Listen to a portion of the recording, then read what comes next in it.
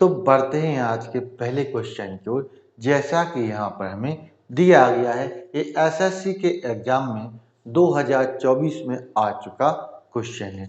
यहाँ पर हमें दिया गया है क्वेश्चन नंबर एक स्कूल में विद्यार्थियों की संख्या 640 है, उसमें से लड़कों की संख्या 400 है, तो हमें लड़कियों और लड़कों की संख्या के बीच अनुपात ज्ञात करना है। ऐसा हमसे क्वेश्चन में पूछा जा रहा है। तो जैसा कि यहाँ पर हमें क्वेश्चन में दिया गया है कि यहाँ पर टोटल विद्यार्थियों की संख्या हमें 640 क्वेश्चन में दी गई है, साथ ही लड़कों की संख्या बॉयज की संख्या हमें क्वेश्चन में 400 दी गई है। यदि क्वेश्चन को ध्यान से देखें तो आपको यहाँ पर दिखाई दे रहा होगा कि कहीं भी यहाँ पर लड़कियों की संख्या हमें नहीं दी गई है। यदि यहाँ पर लड़कियों की संख्या हमें नहीं दी गई है तो उनको हमें यहाँ पर निकालना होगा।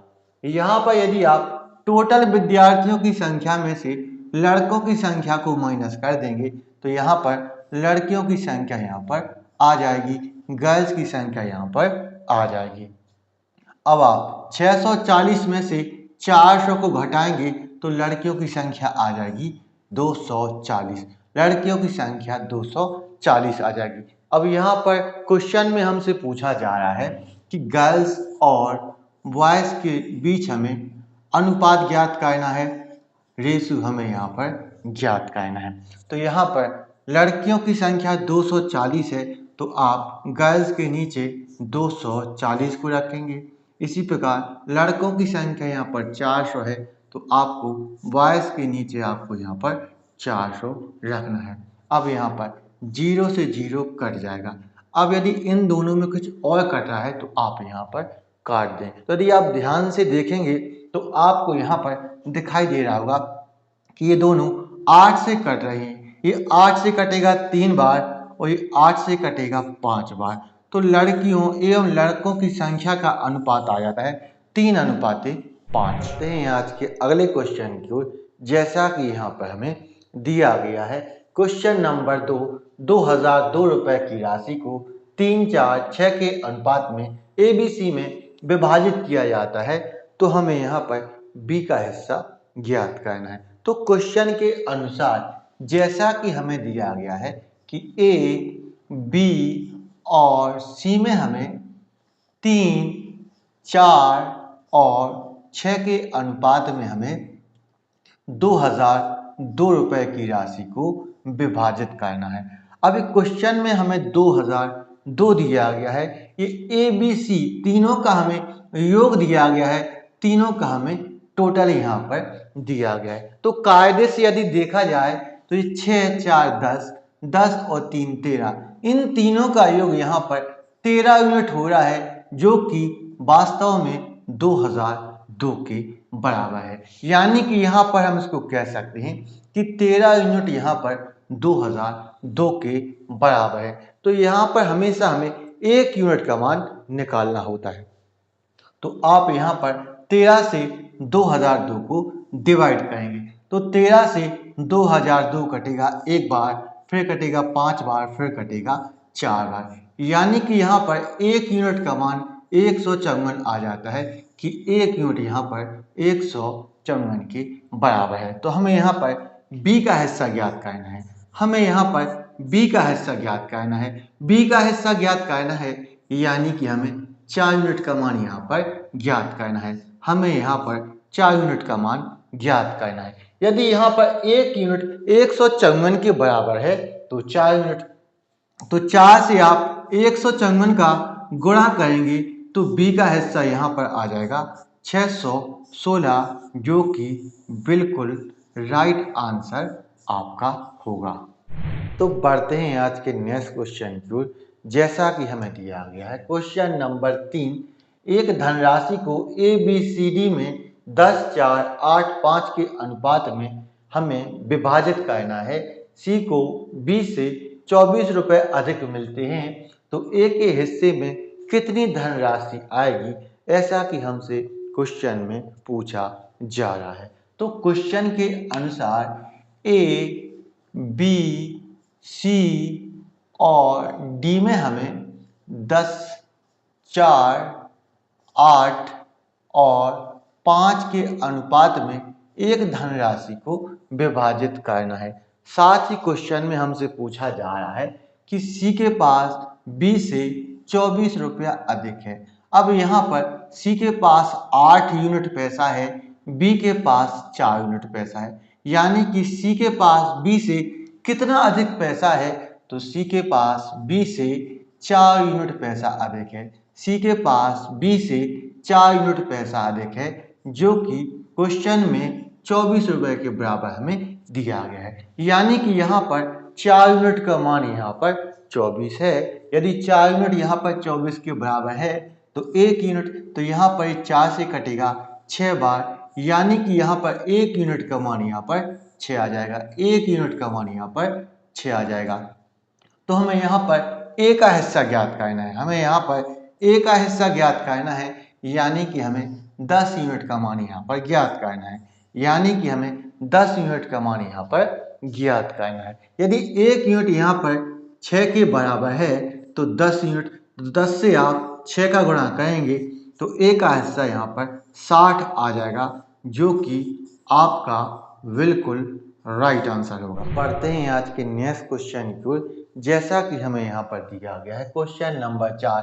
यहाँ पर हमें दिया गया है कि ए अनुपाते बी बराबर हमें 5 अनुपाते 7 हमें क्वेश्चन में दिया गया है। साथ ही हमसे क्वेश्चन में पूछा जा रहा है कि यहाँ पर 6a square minus 2b square, फिर यहाँ पर ब्रैकेट बंद है, फिर यहाँ पर हमें रेशो दिया गया है, फिर यहाँ पर ब्रैकेट फिर शुरू है, फिर b का स्क्वायर माइनस a का स्क्वायर, इसको हमें यहाँ पर सॉल्व करके इसका हमें आंसर निकालना है। तो इस प्रकार के क्वेश्चन को सॉल्व करना बड़ा ही आसान होता है, क्योंकि यहाँ पर a का मान यहाँ पर हमें दिया गया है, हमें यहाँ पर b का मान भी यहाँ पर दिया गया है। a का मान यहाँ पर 5 है और b का मान यहाँ पर 7 है। तो आपको यहाँ पर सिंपल सा कार्य करना होता है कि a की जगह आप a का मान रखेंगे और b की जगह आप यहाँ पर b का मान रखेंगे। तो आप इसको सॉल्व करें। तो यहाँ पर 6 है तो आप यहाँ पर 6 रखेंगे। a का स्क्वायर यानी कि 5 का स्क्वायर, 5 का स्क्वायर यानी कि यहाँ पर आप 25 लिखेंगे। फिर यहाँ पर माइनस है तो माइनस लिखो, फिर यहाँ पर 2 है तो आप यहाँ पर 2 लिखेंगे। b का स्क्वायर यानी कि 7 का स्क्वायर, 7 का स्क्वायर यानी कि 49, 7 का स्क्वायर यानी कि 49। फिर ब्रैकेट को आप बंद करेंगे, फिर यहाँ पर अनुपात का साइन है तो आप यहाँ पर अनुपात का साइन लगाएंगे। फिर यहाँ पर b का स्क्वायर यानी कि 7 का स्क्वायर, 7 का स्क्वायर यानी कि 49। फिर यहाँ पर माइनस है तो आप यहाँ पर माइनस लिखेंगे। a का स्क्वायर यानी कि 5 का स्क्वायर, 5 का स्क्वायर यानी कि 25। अब इसको आप सॉल्व करेंगे तो 25 का 6 गुना 150, 25 का 6 गुना 150 होता है। 49 का 2 गुना 98 होता है। फिर आपका यहाँ पर ब्रैकेट बंद, फिर यहाँ पर अनुपात, फिर 49 में से आप 25 को माइनस करेंगे, 49 में से आप 25 को माइनस करेंगे तो यहाँ पर 24 आएगा। यहाँ पर कितना आएगा? 24 आ जाएगा। अब यहाँ पर 150 में से आप 98 को घटाएंगे तो यहाँ पर आ जाएगा 52, 52। फिर यहाँ पर अनुपात है और यहाँ का आपको 24 को ले लेना है। अब ये दोनों किसी एक संख्या से यदि कट रहे हो तो आप यहाँ पर इनको काट सकते हैं। तो यदि आप ध्यान से देखें तो ये दोनों 4 से कट रहे हैं। ये 4 से कटेगा 13 बार, ये 4 से कटेगा 13 बार, ये 4 से कटेगा 6 बार, ये 4 से कटेगा 6 बार। तो आपका आंसर आ जाएगा 13:6। करते हैं आज के अगले क्वेश्चन की ओर। जैसा कि यहाँ पर हमें दिया गया है क्वेश्चन नंबर 5। यहाँ पर हमें दिया गया है कि 5x + 3y फिर अपॉन 5x - 3y बराबर में हमें 7/3 हमें क्वेश्चन में दिया गया है। अब इस प्रकार के क्वेश्चन में आपको क्रॉस में मल्टीप्लाई करना होता है। जैसे कि आप यहाँ पर इस 3 का गुणा ऊपर वाली संख्या के साथ करेंगे, इस 7 का गुणा आप नीचे वाली संख्या के साथ करेंगे। तो 3 का गुणा 5 के साथ करोगे तो 15x, 3 का गुणा 5 के साथ करोगे तो 15x। इसी प्रकार आप 3 का गुणा 3 के साथ करेंगे, 3 का गुणा 3 के साथ करोगे तो 9 आएगा। फिर आप बराबर लगाएंगे, फिर 7 का गुणा आप 5 के साथ करेंगे, 7 का गुणा 5 के साथ करोगे तो 35x आएगा। इसी प्रकार आप 7 का गुणा 3y के साथ करेंगे तो 21y आएगा। कितना आएगा? 21y आएगा। अब आपको यहाँ पर यह करना है कि y वाली संख्या को एक साइड कर लेना है और x वाली संख्या को आपको एक साइड कर लेना होता है। तो यहाँ पर आप 9y को आप यहाँ पर रहने देंगे और इस 21y को आप इस साइड लाएंगे। ये माइनस का है तो यहाँ पर इस साइड आएगा तो किसका हो जाएगा? प्लस का हो जाएगा। तो यहाँ पर ये प्लस का 21y यहाँ पर आ जाएगा। अब यहाँ पर 35x है, यहाँ पर 35x है।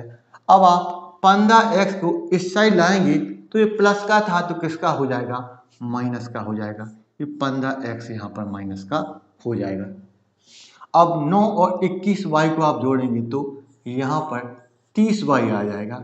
इसी प्रकार आप 35x में से आप 15x को हटाएंगे तो आपका यहाँ पर 20x आ जाएगा। आपका यहाँ पर 20x आ जाएगा।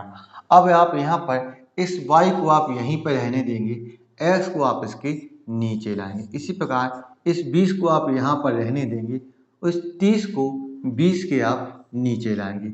अब आप 0 से 0 को काट देंगे। आपका यहाँ पर x का मान 3 आ जाएगा और y का मान यहाँ पर 2 आ जाएगा। तो क्वेश्चन में हमसे क्या पूछा गया है? क्वेश्चन में हमसे यहाँ पर पूछा गया है तो हमें यहाँ पर x अनुपात ही y का मान हमें यहाँ पर बताना है। अब यहाँ पर x का मान 3 आ चुका है तो आप x के नीचे 3 रखेंगे। y का मान यहाँ पर 2 आ चुका है तो y के नीचे आपको यहाँ पर 2 को रखना है। तो x y के बीच अनुपात यहाँ पर 3:2 आ जाएगा, जो कि बिल्कुल राइट आंसर है। आपको यदि ये वीडियो पसंद आया है तो इस वीडियो को लाइक करें, शेयर करें, हमारे चैनल को सब्सक्राइब करना ना भूलें। तो मिलते हैं नेक्स्ट वीडियो में। Thank you for watching.